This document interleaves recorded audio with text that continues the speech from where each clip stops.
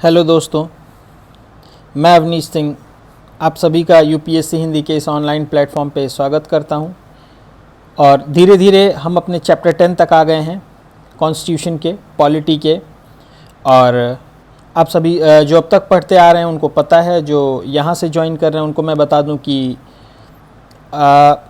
जो हमारा अप्रोच है वो सीधे यूपीएससी और स्टेट पीसीएस, यूपीएससी और स्टेट पीसीएस के क्वेश्चंस जिन टॉपिक से बनते हैं उन टॉपिक को अप्रोच किया जाएगा। उसके अलावा लक्ष्मीकांत के बुक के जो बाकी पोर्शन है उनको छोड़ दिया जाएगा। पूरी बुक लक्ष्मीकांत जो है यूपीएससी के लिए तो बनाई नहीं गई है सिर्फ, है ना। लक्ष्मीकांत बुक कॉन्स्टिट्यूशन पे लिखी गई है और सिर्फ उसका पर्पज़ यूपीएससी के एग्ज़ाम क्वालिफाई कराना नहीं है, लेकिन यूपीएससी का अपना एक टॉपिक है, हम सिर्फ उन्हीं टॉपिक पे फोकस करेंगे। तो लक्ष्मीकांत का अगर लगभग 800 बुक है, 800 पेज की बुक है, तो उसमें 200 से 250 पेज ही आपके काम का है, बाकी चीज़ें आपको छोड़ देनी है। और ये कैसे पता चलेगा आपको, ये आप मेरी बात पे विश्वास मत कीजिएगा, है ना। आप सीधा जाइएगा, आप यूपीएससी के सॉल्व पेपर और यूपी पीसीएस, स्टेट पीसीएस, ना कि सिर्फ यूपी पीसीएस, स्टेट पीसीएस के भी सारे जो पेपर्स होंगे, सॉल्व पेपर जो होंगे, आप उनको सॉल्व कीजिएगा, आपको खुद पता चल जाएगा, है ना। चलिए आगे देखते हैं हम लोग अपना अमेंडमेंट ऑफ द कॉन्स्टिट्यूशन इस चैप्टर को।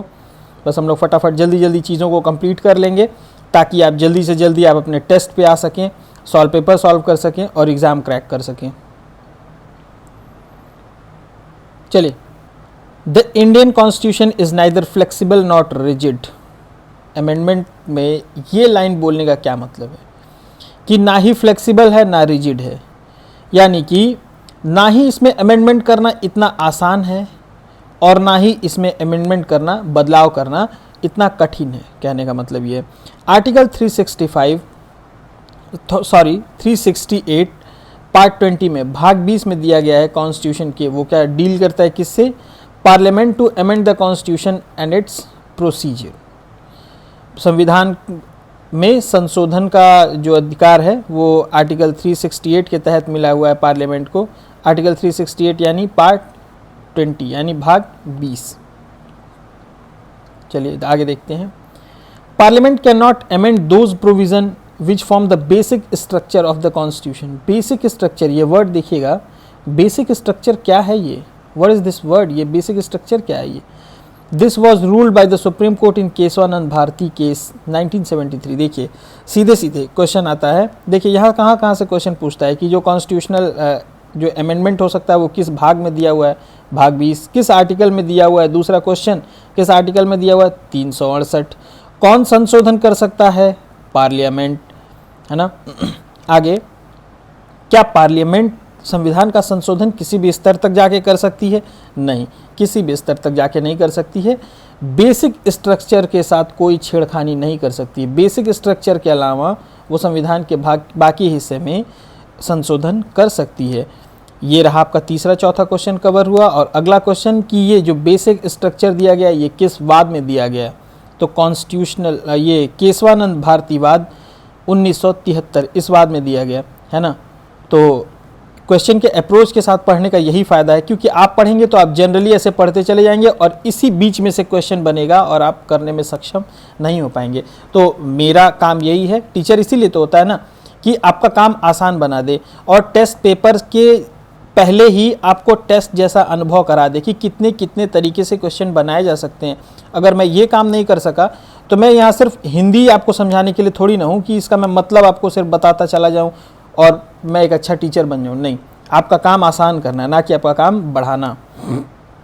बाकी जो हमारे हिंदी मीडियम वाले दोस्त हैं, बहुत सारे ऐसे मित्र हैं जो हिंदी मीडियम में तैयारी कर रहे हैं और हिंदी में देख रहे हैं, तो मैं बता तो रहा हूँ हिंदी में ही। आप हिंदी की बुक साइड में खोल लें लक्ष्मीकांत की, और जो टॉपिक मैं छोड़ रहा हूँ आप भी छोड़ दें, जो चीज़ें मैं हाईलाइट कर रहा हूँ आप हाईलाइट करते चले जाएँ, उनको रिवाइज करें उनको, और सीधा आप टेस्ट पे जाएं, सॉल्व पेपर पे जाएं, जिन जिन चैप्टर्स के हो गए हैं वो सॉल्व करें।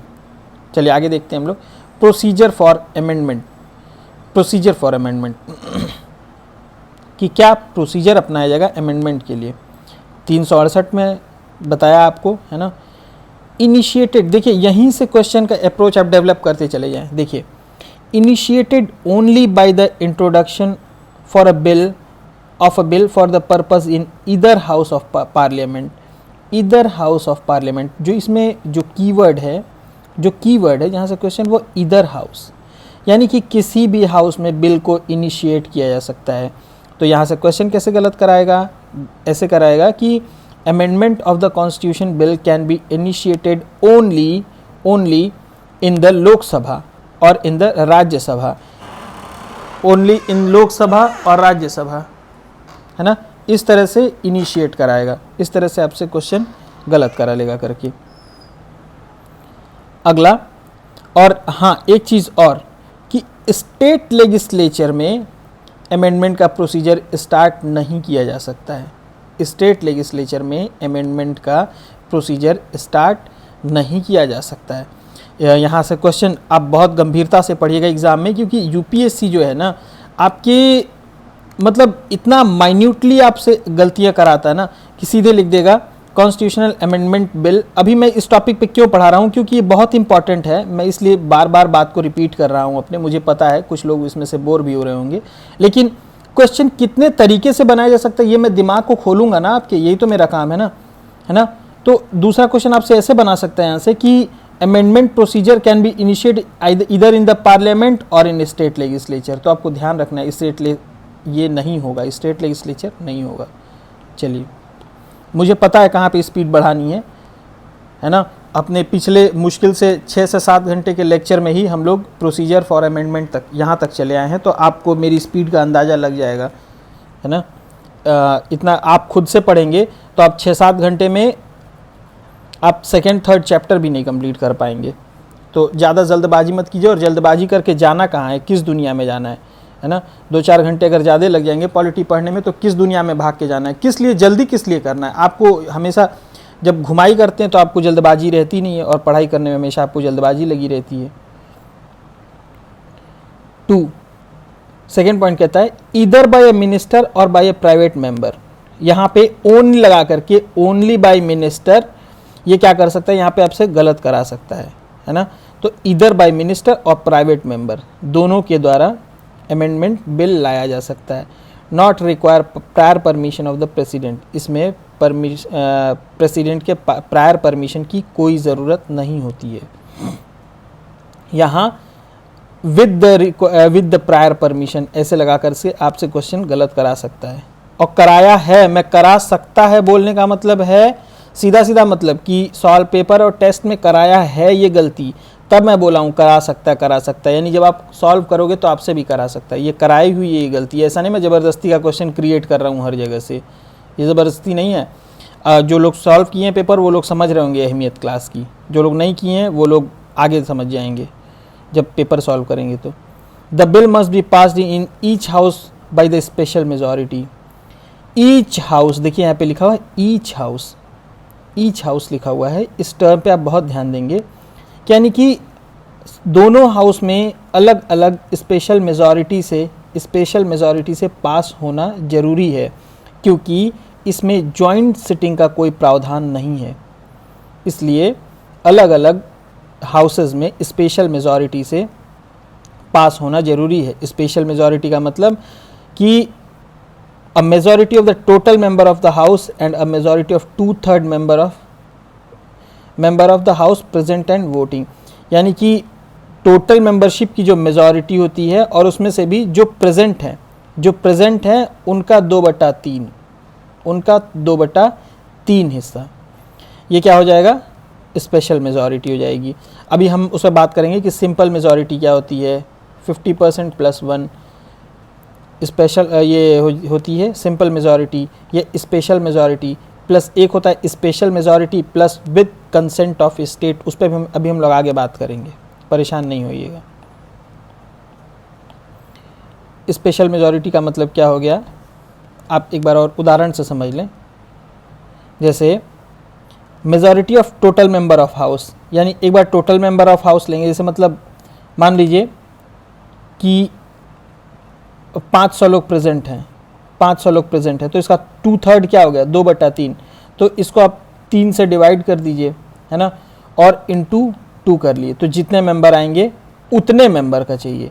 तो ये तो 50% 50% प्लस 1, जो प्रेजेंट एंड वोटिंग का जो सिंपल परसेंट हो जाएगा प्रेजेंट एंड वोटिंग का 50% प्लस 1, है ना। तो इससे तो ज़्यादा ही होगा हमेशा, इससे तो ज़्यादा ही होगा 2/3 ऑफ प्रेजेंट एंड वोटिंग। समझ रहे हैं आप? इसको एक अलग क्लास में मैं और अच्छे से समझा दूंगा, इसी पे हम लोग बात कर लेंगे। अभी हम लोग ये देख लेते हैं आगे जो ये है, ये मैं समझाऊंगा ज़रूर, आपको बता ज़रूर दूंगा एक अलग से एग्जांपल लेकर के आपको, दोनों तीनों तरह के, है ना। स्पेशल मेजॉरिटी में भी कई तरह के होते हैं, वो पूरा मैं बताऊंगा आपको। एक आध क्लास रुक जाइए बस, क्योंकि अभी ये कंटिन्यूएशन में ये ब्रेक हो जाएगा, है ना। चलिए, if the bill seek to amend the federal provision of the constitution, it must also be ratified by the legislature of the half of the state by a simple majority, that is majority of member of house present and voting। ये देख रहे हैं, simple majority यानी कि present and voting का half, यानी कि majority बस, है ना। प्रेजेंट एंड वोटिंग, जैसे मान लीजिए 200 प्रेजेंट है तो कितना हो जाएगा प्रेजेंट एंड वोटिंग का सिंपल मेजॉरिटी 101 लोग अगर दे देंगे स्टेट से, तो क्या हो जाएगा। तो यानी क्या कह रहा है, if the bill seek to amend the federal provision, यानी कि यूनियन के किसी प्रोविजन को अगर अमेंड करना है तो half of the legislature of states की, जैसे मान लीजिए टोटल स्टेट्स हैं, टोटल स्टेट्स के लगभग आधा स्टेट, लगभग आधे स्टेट से सिंपल मेजॉरिटी से वो बिल पास होगा, तब वो अमेंडमेंट उसमें हो सकता है। After duly passed by both the house of the parliament and ratified by the state legislature where necessary, है ना, जहाँ पे नेसेसरी होगा वहीं पे स्टेट लेजिस्लेचर, कहने का अर्थ ये है। The bill is presented to the president for assent, यानी कि उनके सहमति के लिए। The president must give assent to the bill, यानी प्रेसिडेंट जो है वो अपनी सहमति ज़रूर देंगे, वो ना बिल को रोक सकते हैं और ना बिल को वापस कर सकते हैं। किस तरह की बिल? कॉन्स्टिट्यूशनल अमेंडमेंट बिल को, है ना। आगे क्या कह रहा है, after the president accent the bill become act, और ये हो गया फिर आपका कॉन्स्टिट्यूशन में शामिल। Types of amendment, types of amendment क्या कह रहा है, article 368 provide 2 types of amendment, that is by special majority of parliament and through the ratification of half of the state by simple majority. But some other article provide the amendment by certain provision of the constitution by a simple majority, that is majority of the member of each house present and voting, similar to the ordinary legislation. Notably, these amendment are not deemed to be amendment of the constitution for the purpose of article 368। सीधी सी बात है, simple majority, special majority, और वो 3 तरह की majority की बात कर रहा है। पहला सिंपल मेजॉरिटी, दूसरा स्पेशल मेजॉरिटी, तीसरा special majority plus ratification of half of the legislature. देखिए यहाँ पे कह रहा है by simple majority a number of provision in the constitution can be amended by simple majority of the 2 houses of parliament outside the scope of article 368। यानी simple majority से कौन कौन से प्रोविजन हो सकते हैं वो। और एक बहुत अच्छी बात मैं आपको बता दूं, आपके लिए बुरी भी हो सकती है, आपके लिए अच्छी भी हो सकती है ना, कि इस टॉपिक को आपको रटना ही रटना पड़ेगा, इसके अलावा इसका कोई इलाज नहीं है। आपको रटना ही पड़ेगा कि कौन कौन सा अमेंडमेंट जो है वो सिंपल मेजॉरिटी से हो रहा है, कौन सा स्पेशल मेजॉरिटी से हो रहा है, और कौन से में आधे स्टेट के रेटिफिकेशन की ज़रूरत पड़ेगी। इस तीनों को आपको, ये ऐसा टॉपिक है, इसको आपको लिस्ट बना करके, ऐसे टॉपिक्स की लिस्ट बना करके दीवार पे पेस्ट कर लेना चाहिए इतने, और आप इनको बार बार पढ़िए, क्योंकि यहाँ से कभी भी एक क्वेश्चन आ सकता है। कब एक क्वेश्चन डाल देगा, या क्वेश्चन के बीच में एक सेंटेंस डाल देगा, और उसी को एलिमिनेट करते ही आपका सारा आंसर निकल जाएगा। और ये ज़रूर यहाँ से 1-2 क्वेश्चन ज़रूर बनते हैं, इस टॉपिक से 1-2 क्वेश्चन ज़रूर बनते हैं। तो आप इनकी लिस्ट बना करके इनको अच्छे से इनको रट जाइए, क्योंकि इसमें बहुत ज़्यादा कुछ समझाने लायक है नहीं। एडमिशन ऑफ और establishment of new state, formation of new state, alteration of areas, boundaries और names of existing state, abolition or creation of legislative council, second schedule है ना, जिसमें ये सारी चीज़ें दी हुई हैं। गवर्नर जनरल, स्पीकर, जजेस के अलाउंसेस, प्रिविलेजेस, इन सारी चीज़ों की बात की गई है। Quorum in the parliament, salaries and allowance, rules and procedures, rules of procedures, privileges of the parliament and its member, its committees, use of English language, ना, ये सारी चीज़ों को जो लोग हिंदी मीडियम वाले हैं वो हिंदी वाली बुक खोल करके देख लेंगे कि इन चीज़ों की आप लिस्ट बना करके अच्छे से इनको याद कर लीजिए। और ये दूसरा by special majority, by special majority. तो इससे कौन कौन सी चीज़ें होती हैं आप ध्यान रखें। पहला फंडामेंटल राइट, दूसरा डीपीएसपी, भाग 3 भाग 4, है ना, भाग 3 भाग 4, और all other provision which are not covered in first and third categories. अब देखिए यहीं पे समस्या आ जाती है, क्योंकि आप हो सकता है दूसरा तीसरा रट करके, अगर ये वाली लाइन नहीं रहती ना, तो आप दूसरा वाला और तीसरा वाला रट करके, ऊपर वाला और ये स्पेशल मेजॉरिटी प्लस कंसेंट, ये दोनों रट करके आप अनुमान लगा लेते कि कौन सा सिंपल में होगा। लेकिन बात ये है कि जो सिंपल मेजॉरिटी में नहीं होगा और इसमें नहीं होगा, तीसरे वाले पार्ट में, वो सभी दूसरे पार्ट में आ जाएंगे, है ना, स्पेशल मेजॉरिटी से आ जाएंगे। तो अगर आप वो दोनों याद रखेंगे तो आपको तभी आप ये तीसरा कर पाएंगे।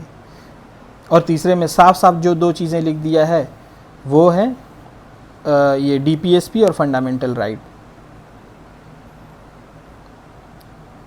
By special majority of parliament and consent of state, जो तीसरा हिस्सा है इसका, वो कैसे हो सकता है, यानी इसमें स्पेशल मेजॉरिटी तो चाहिए ही पार्लियामेंट की, plus consent of half of the state चाहिए इसमें। तो इसमें कैसे होगा, इसमें क्या क्या चीज़ें हैं, ये 8 चीज़ें हैं। Election of the president and it's manner, extent of the executive power of the union and states, Supreme Court and High Court, distribution of legislative power between Union and the states, Goods and Services Tax Council, GST Council, and a list in 7th schedule, representation of states in Parliament or power of Parliament to amend the Constitution and its procedure, ये सारी चीज़ें होंगी।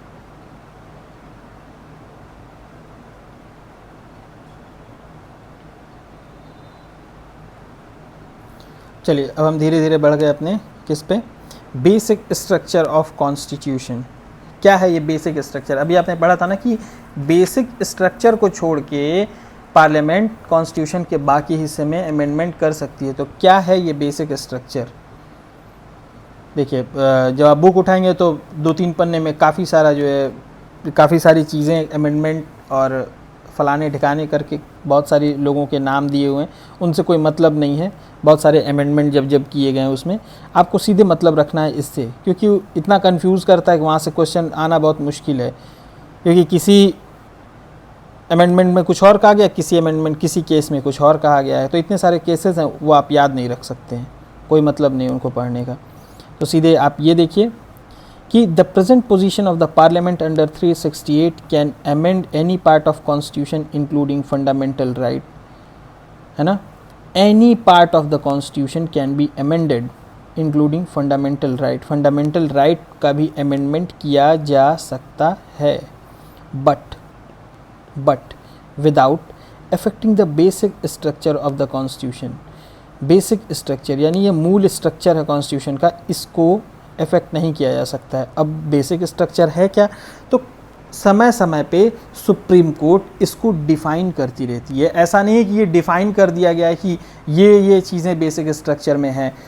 कुछ तो define है, 18-20 चीज़ें हैं वो पहले से डिफ़ाइन है कि ये बेसिक स्ट्रक्चर में है, लेकिन समय समय पे सुप्रीम कोर्ट, ना कि पार्लियामेंट, ध्यान रखिएगा यहाँ पार्लियामेंट लिख करके आपसे क्वेश्चन गलत करा सकता है। सुप्रीम कोर्ट डिफाइन करती है किसको? बेसिक स्ट्रक्चर को, कि और कौन कौन सी चीज़ें बेसिक स्ट्रक्चर में शामिल होंगी।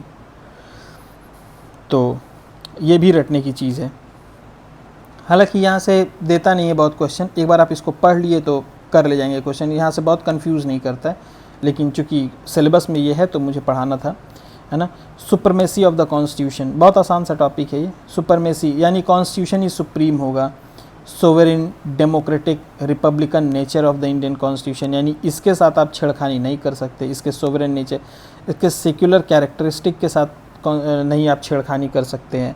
Separation of power between legislature, executive and the judiciary, इसके federal character, unity and integrity of the nation, welfare state, judicial review, freedom and dignity of the individual, parliamentary system, rule of law, harmony, यानी इन चीज़ों पे, free and fair election, आप इन चीज़ों में amendment नहीं कर सकते हैं।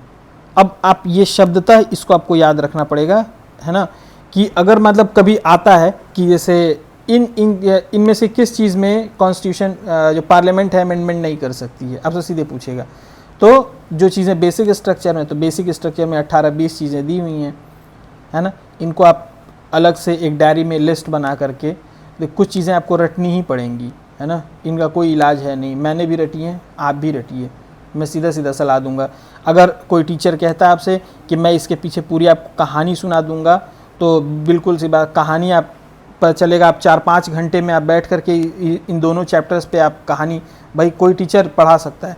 सिंधु घाटी सभ्यता जो है, अब देखिए जो इंडस वैली सिविलाइजेशन है, इससे पिछले 10 साल में इंडस वैली सिविलाइजेशन से 2 से 3 क्वेश्चन आए हैं, या आप मान लीजिए कि 10 साल में 5 क्वेश्चन आए होंगे, तो वो भी यूपी पीसीएस और यूपीएससी मिला करके इंडस वैली सिविलाइजेशन से। और एक मास्टर साहब हैं, मैंने देखा है, मतलब बहुत नामी जामी मास्टर साहब हैं, वो क्या किए, लगभग उनका 4.5 घंटे का लेक्चर है इंडस वैली सिविलाइजेशन पे, और पता चले उनसे क्वेश्चंस भी एक आध क्वेश्चन 5 में से जो रिपीटेड हैं 2 हो रहे हैं, अगर नए आ गए तो उसमें से भी नहीं होंगे। तो क्या फ़ायदा ऐसे 5 घंटे के लेक्चर और कहानियाँ सुनने का, है ना। मैं नाम नहीं लूँगा, क्यों नाम लूँ भाई, किसी टीचर के खिलाफ उंगली उठाना मेरा अधिकार नहीं है, लेकिन आपके हित की जहाँ बात होगी वहाँ थोड़ा बहुत आपको हिंट ज़रूर कर दूँगा। तो कोई अगर कहता है यहाँ पे बहुत सारी कहानियाँ, स्टोरी सुना दूँगा आपको 4-6 घंटे में, 6 घंटे की मेरी क्लास कर लीजिए, आपको कहानियाँ सुना दूँगा, याद करवा दूँगा, तो उससे आप सीधे हाथ जोड़ लीजिएगा, क्योंकि जितने 6 घंटे में आप कहानियाँ सुनेंगे, उससे बढ़िया 10 मिनट लगेगा आपको इन दोनों के जो ड्यूटीज़ हैं और ये इन दोनों के नोट्स बनाने में आपको 10 मिनट लगेंगे। 10 मिनट और आधा घंटा दे दिएगा, इनको 4-5 बार पढ़ लीजिएगा, और एक बार 40-50 मिनट 1 घंटा दे दिए तो फिर ये जीवन भर के लिए हो जाएगा। बस इसको रिवाइज़ करते रहिएगा, बहुत ज़्यादा कहानियाँ नहीं सुनने कोई मतलब है नहीं। चलिए,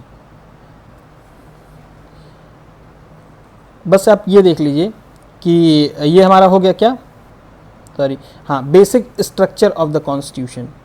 तो ये रहा हमारा चैप्टर 11। तो इसमें थोड़ी सी चीज़ें रह गई थी, एक ये देखना था आपको कि इसमें क्या क्या चीज़ें हैं। बाकी इन दोनों ये जो चैप्टर हैं, ये दोनों तीनों चैप्टर ये किताब में तो काफ़ी ठीक ठाक मतलब बड़े बड़े हैं, लगभग आप ऐड करेंगे तो पढ़ेंगे तो आपको लगभग 5-6 घंटे लग जाएंगे अकेले पढ़ने में, और भी पेजेस हैं बुक में, लेकिन आपके काम की सिर्फ इतनी चीज़ें, ये चीज़ें सिर्फ पढ़ लेंगे 2 चीज़, एग्ज़ाम में हो जाएगा आपसे।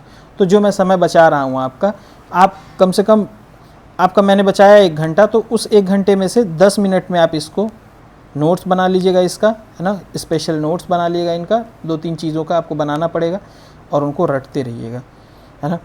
और ये जो अगला पेज है हमारा, ये आपका अलग चैप्टर है, ये मैं अभी आपको पढ़ाऊँगा